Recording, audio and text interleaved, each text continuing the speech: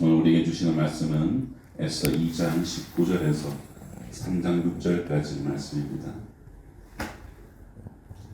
2장 19절로 3장 6절까지 교독하겠습니다. 처녀들을 다시 모을 때에는 모르드게가 대궐문에 앉았더라. 민족을 말하지 아니하니 그가 모르드게의 명령을 야격받을 때와 같이 다름이더라. 모르드게가 대궐문에 앉았을 때에 문을 지키던 왕의 넷이 빅단과 데레스 두 사람이 원한을 품고 아수에로 왕을 암살하려는 음모를 꾸미는 것을 모르드게가 알고 왕후 에스더에게 알리니 에스더가 모르드게의 이름으로 왕에게 알린지라. 조사하여 실증을 얻었으므로 두 사람을 나무에 달고 그 일을 왕 앞에서 공중 일기에 기록하니라. 그 후에 아하스 왕이 아각 사람 함므다다의 아들 하만의 지위를 높이 올려 함께 있는 모든 대신 위에 두니 대궐문에 있는 왕의 모든 신하들이 다 왕의 명령대로 하만에게 꿇어 절하되 모르드게는 꿇지도 아니하고 절하지도 아니하니 대궐문에 있는 왕의 신하들이 모르드게에게 이르되 너는 어찌하여 왕의 명령을 거역하느냐 하고 날마다 권하되 모르드게가 듣지 아니하고 자기는 유다인임을 알렸더니 그들이 모르드게의 일이 어찌되나 보고자 하여 하만에게 전하였더라. 하만이 모르드게가 무릎을 꿇지도 아니하고 절하지도 아니함을 보고 매우 노하더니 그들이 모르드게의 민족을 하만에게 알림으로 하만이 모르드게만 죽이는 것이 부족하다고 생각하고 아수에로의 온 나라에 있는 유대인 곧 모르드게의 민족을 다 멸하고자 하더라. 아멘. 오늘 본문의 핵심은 이 모르드게가 하만에게 절하지 않는 이유가 무엇인가 라는 질문에서 우리는 이유를 찾아볼 수가 있습니다. 왜냐하면 이러한 모르드게 행위로 인하여서 유다인 전체 동족 유다인들의 이 위기에 몰살의 위기에 처했기 때문입니다. 그렇다면 모르드게는 왜 하만에게 절하지 않은 것인가?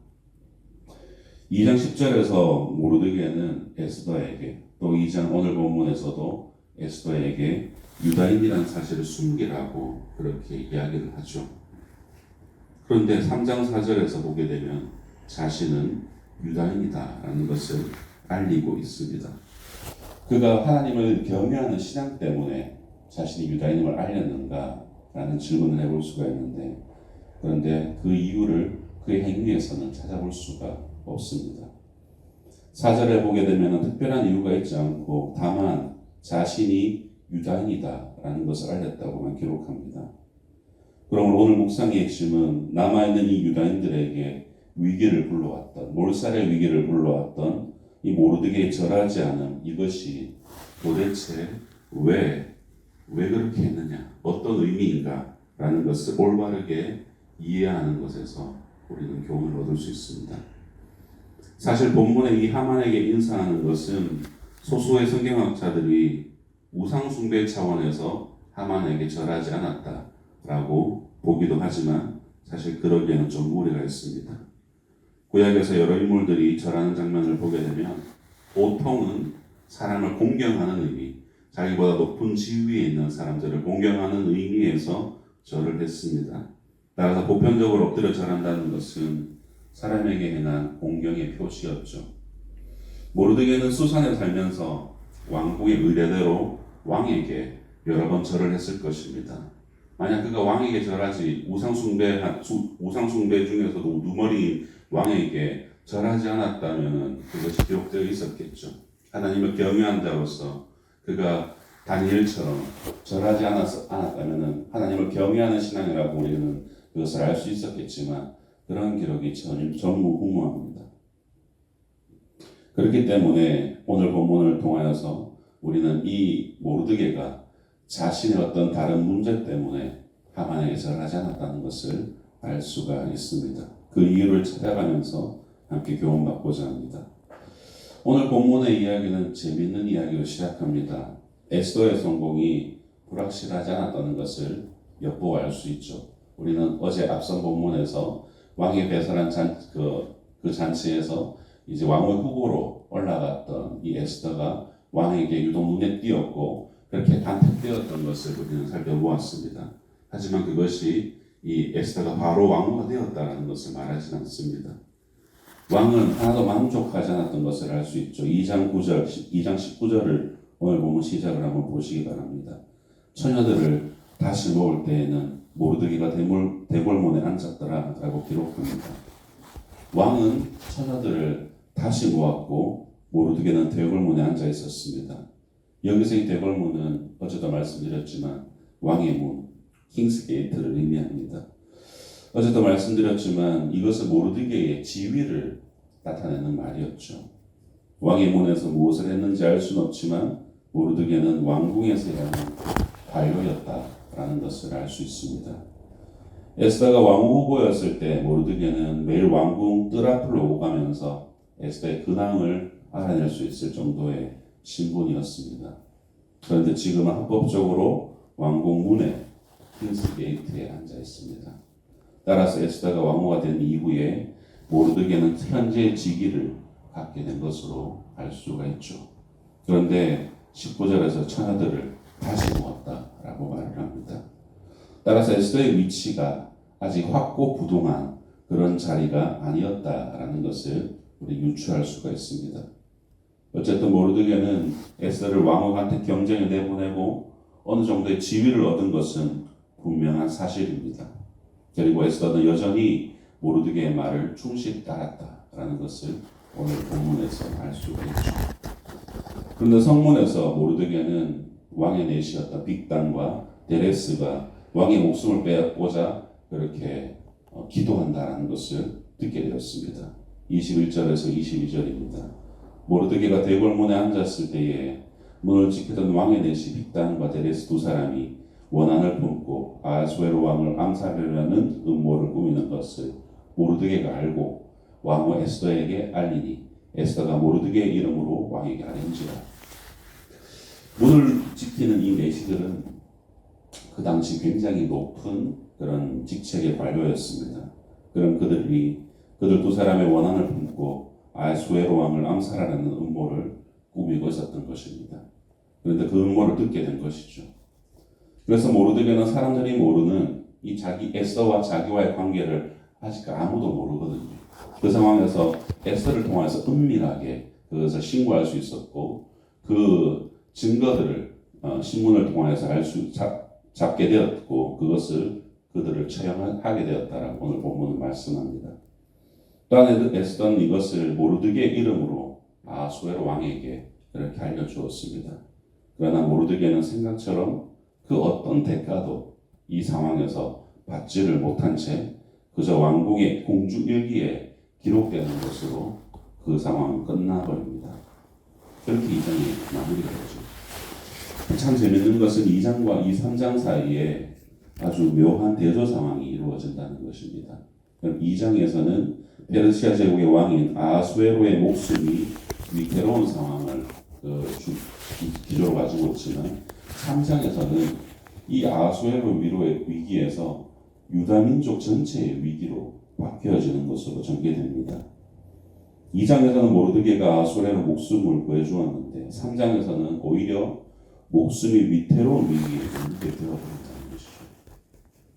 더 이상한 것은 모르드게는 극구 에스더에게 유다인이라는 것을 숨기라라고 말을 했는데 정작 자신은 유다인이다라는 것을 밝히고 있다는 것입니다. 그리고 왕에게 그렇게 충성하여 높은 지위를 원했던 모르드게가 유독 하만과 그렇게 관련된 일에는 각을 세우면서 왕의 명령에까지 불순종하는 그런 모습을 보이더라라는 사실입니다. 어쨌든 2장이 시작되면서 3장이 시작되면서 갑자기 하만이라는 사람이 두각을 나타내기 시작합니다. 어쩌면 모르드게는 이 에스더를 통해서 입신양명을 꿈꿨을지도 모르겠습니다. 그러나 하나님의 섭리하여서 모르드게의 출세는 좌절되었습니다. 그리고 하만이 왕국의 총리가 되었던 것입니다. 하만이 언제부터 이 왕의 총리가 된 대신들 위에 있는 대신으로 되었는지에 대해서는 언급이 없습니다. 하만은 왕에게 최대의 영향력을 행사하는 사람으로 만족하지 않았고 주변 대신들의 경배까지 갖고자 했고 궁궐 안에 있는 모든 신복들은 마치 왕께 하듯 이 하만에게도 절을 해야 되는 그것은 그런 상황까지 나아갔던 것을 알 수가 있습니다. 그런데 모르드게는 이 아각 사람인 하만에게 그런 공경의 의미를 표하지 않았던 것을 알 수가 있죠. 여기서 우리는 이 아각 사람 함무다다의 아들 하만이다라는 소개를 우리는 주목해 보아야 합니다. 즉 아각 사람 함무다다의 아들이라는 소개는 그가 어떤 자였는가, 그의 민족의 정체성에 대해서 알려주고 있습니다. 그가 바로 아말렉 왕족의 후손이었다라는 것입니다. 이스라엘의 역사를 통해서 보게 될 때에 아말렉과 이스라엘 사이에는 수차례 그런 긴장 관계가 계속적으로 있었습니다. 특별히 사무엘상 15장에서 사무엘이 폐위되는 그 사건을 이제 다루고 있는 본문인데 어떤 사건이 일어나는가? 하나님께서 사무엘을 통하여서 이 아말렉을 정복하라고 명령하셨을 때 사울은 다 진멸하라는 그 하나님의 명령을 어기죠. 그리고 이 아말렉 왕이었던 아각을 살려줍니다. 생포화해서 잡아오고 온갖 좋은 전리품들을 다 취해옵니다. 그리고 의기양양해하죠. 그때 하나님은 이미 사무엘에게 사울을 왕으로 세운 것을 후회한다라는 말을 처음으로 전달하십니다. 그리고 그로 인하여서 사무엘은 이 사울에게 아각을 처형할 것을 명령하였고 사울은 아각을 처형하죠. 이뿐 아닙니다. 출애굽기 17장이나 신명기 25장, 사사기 3장, 6장 등에서 이 이스라엘과 이 아말렉 자손의 악연은 구약 곳곳에서 이어지고 있었다.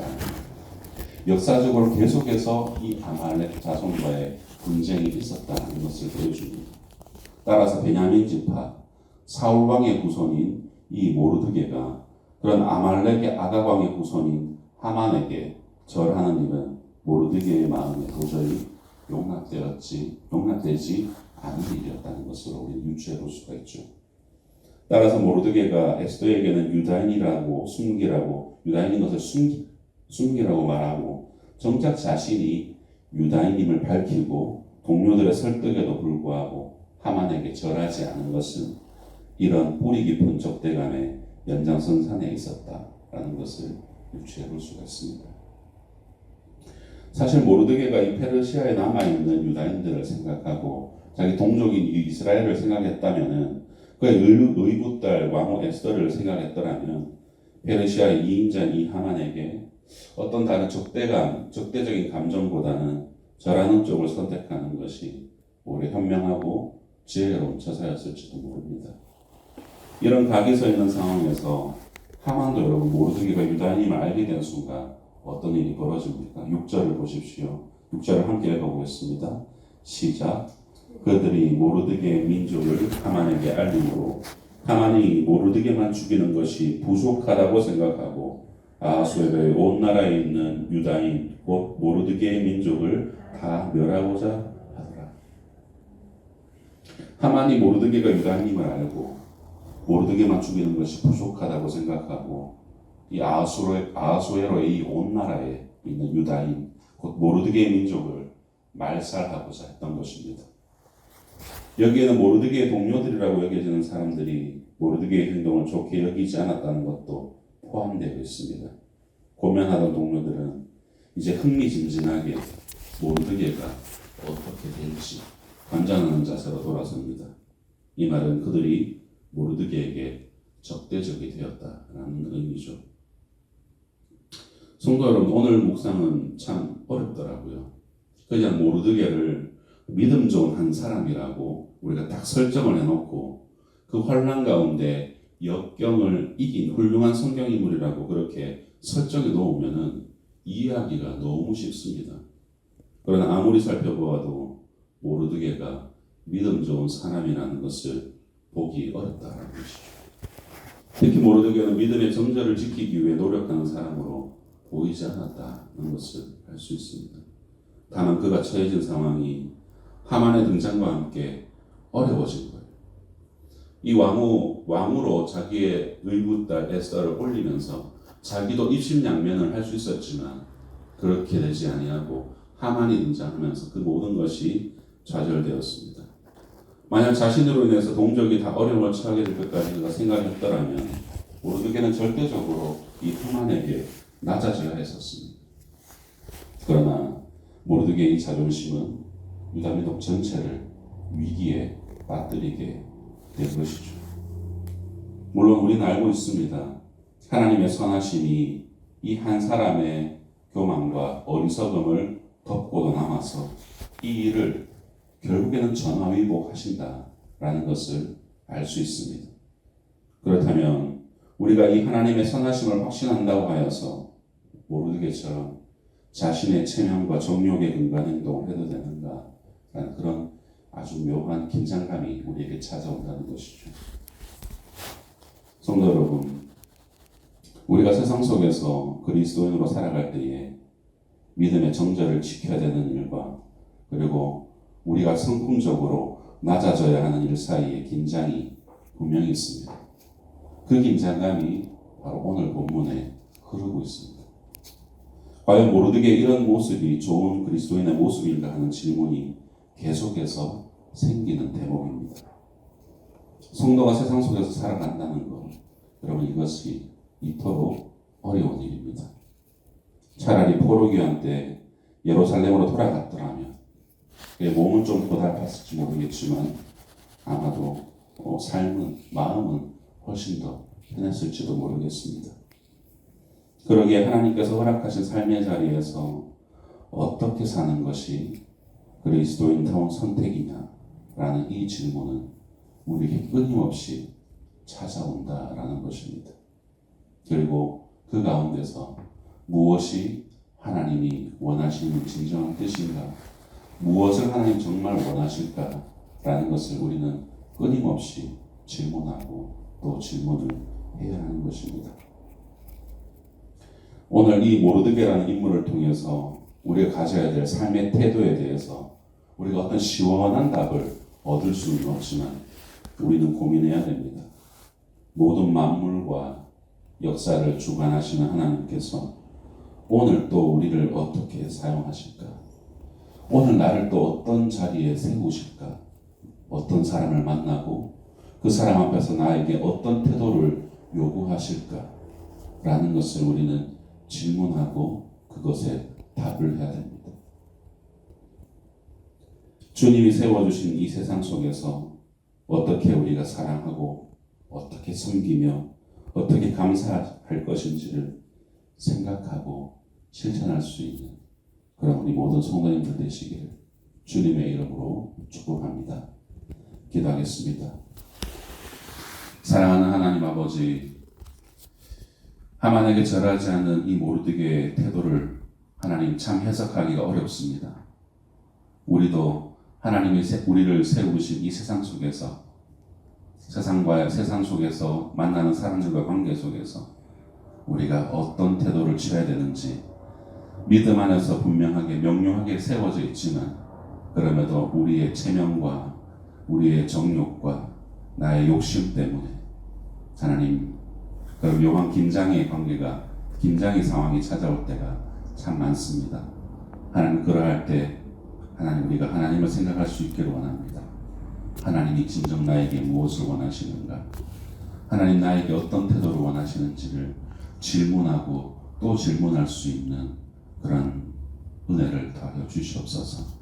그리하여서 오늘 하루 만나는 모든 사람들 속에서 내 안에 있는 예수 그리스도가 향기를 바라는 믿음의 삶을 살 수 있도록 믿음으로 이기는 삶을 살 수 있도록 은혜를 베풀어 주시옵소서. 주님께서 우리와 함께 하시기를 간절히 원하옵고 예수님 이름으로 기도드립니다.